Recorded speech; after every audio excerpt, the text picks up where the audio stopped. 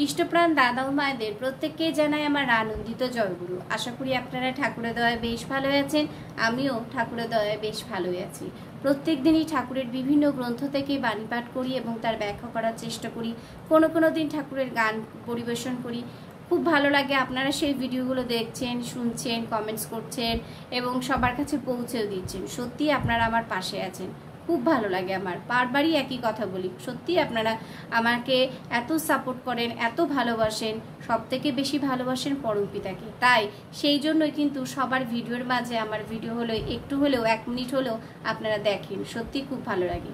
তাই আজও বলবো, ভিডিওটা স্কিপ না করে অবশ্যই একটু শুনবেন এবং ভিডিওর শেষে অবশ্যই সবাইকে অবশ্যই আমাকে কমেন্টস করে জানাবেন যে আমি যে বাণী পাঠ এবং ব্যাখ্যা করার চেষ্টা করছি তা সঠিক হচ্ছে কিনা।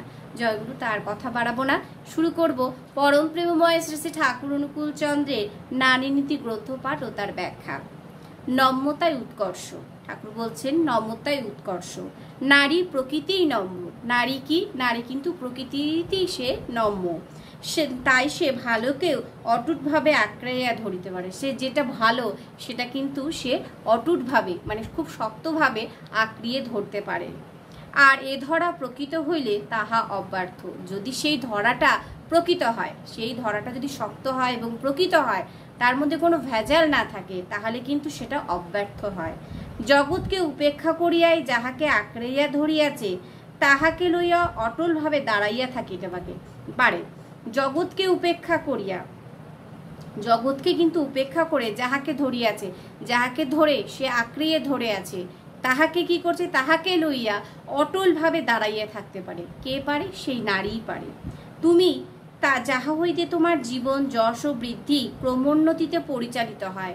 আমাকে ঠাকুর বলছেন, যাহা হইতে, যেটা যেখান থেকে আমার জীবনের যশ বৃদ্ধি ক্রমোন্নতিতে আস্তে আস্তে ধীরে ধীরে পরিচালিত হয়, হ্রাস বা সমকে তাচ্ছিল্য করিয়াও, হ্রাস বা যে কমে যায় বা সমকে তাচ্ছিল্য করেও তাহাকে অটলভাবে আঁকড়াইয়া ধরিও। এত কিছু করার পরেও যদি আমার জীবন এবং বৃদ্ধিকে ক্রমোন্নতিতে যে পরিচালিত হয়, সেখানকে আমাকে অটলভাবে ধরতে বলছেন। কারণ তার পরিবর্তে কিন্তু হ্রাস বা সম, যেটা নিচে নেমে যায় বা ভালো হয় না, তাকে কিন্তু অটলভাবে আঁকড়িয়ে ধরতে হবে না।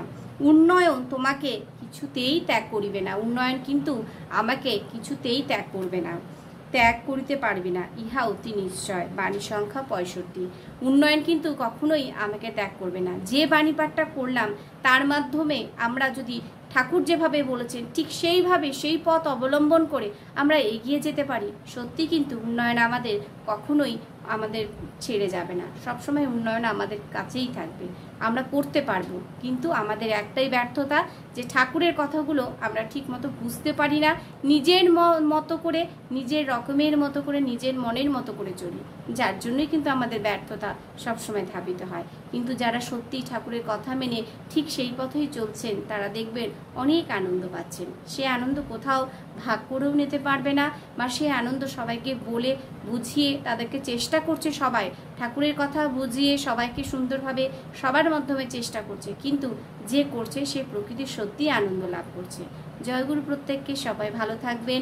ভিডিওটাতে যদি ভালো লেগে থাকে তাহলে সবাই একটু লাইক, কমেন্ট, শেয়ার করবেন এবং যদি ভিডিওটা ভালো লেগে থাকে তাহলে আমাকে সাপোর্ট করে অবশ্যই পাশে থাকবেন। জয়গুরু। তো পরবর্তী আরেকটা ভিডিও নিয়ে হাজির হব, ততক্ষণ আপনারা সুস্থ থাকবেন, ভালো থাকবেন, ঠাকুরকে মাথায় নিয়ে চলবেন। জয়গুরু।